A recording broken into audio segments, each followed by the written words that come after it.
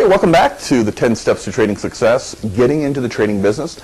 I'm John Anderson with InvestToSuccess.com. Okay, in this next section, we're going to determine what you're going to trade.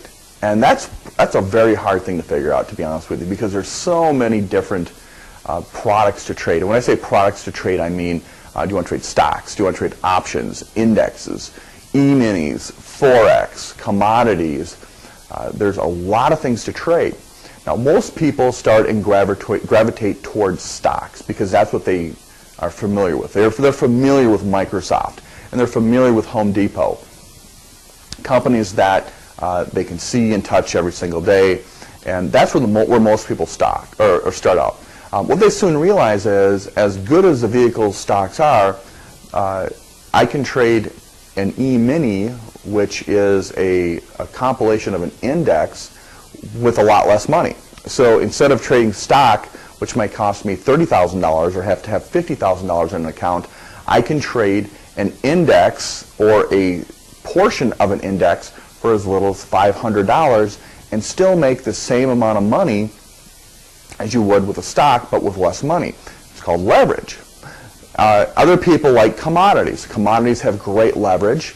They they're based upon actual physical product that's coming in the future.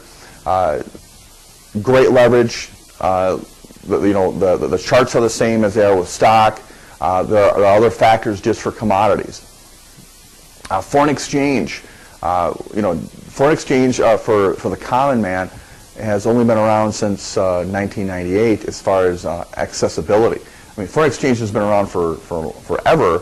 But for the ability for people, for you and me, to just anybody off the street, to put a few $1,000s with a broker and start trading it, the ease of use it started in the late 90s. And now anybody that has a little bit of money can trade a foreign currency.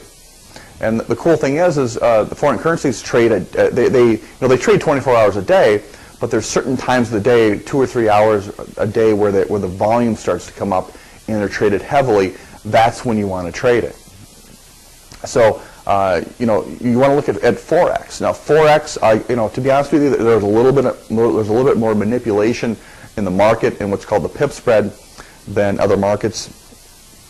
Beware of a broker that gives you free commissions. Are they taking a portion of your trade and pocketing it for themselves? So forex is another good vehicle. Options, I personally love options, index options, stock options, because they allow me to insure my portfolio. They allow me to have limited loss on my stock. I mean, I can own Microsoft and buy insurance on Microsoft.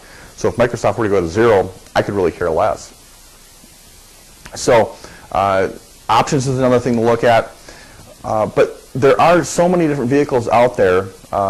You've got to look at the pros and the cons. And with stock, the pros and the cons are stocks can gap the next day. A stock can literally trade yesterday at $50, and today it opened up at $20. I mean, there's a pro or a con for that. For indexes, to me, the only disadvantage is if you're trading an index, the margin can, because you have such great leverage, it can work against you. Same thing with forex and commodities. The margin is great, but sometimes having too much margin means you're too much exposed in your account.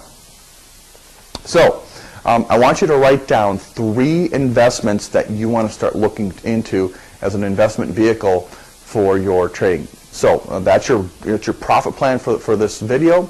I want you to write down 3 the avenues as far as what you want to trade. So that's what I'd like you to do. We will see you in the next section.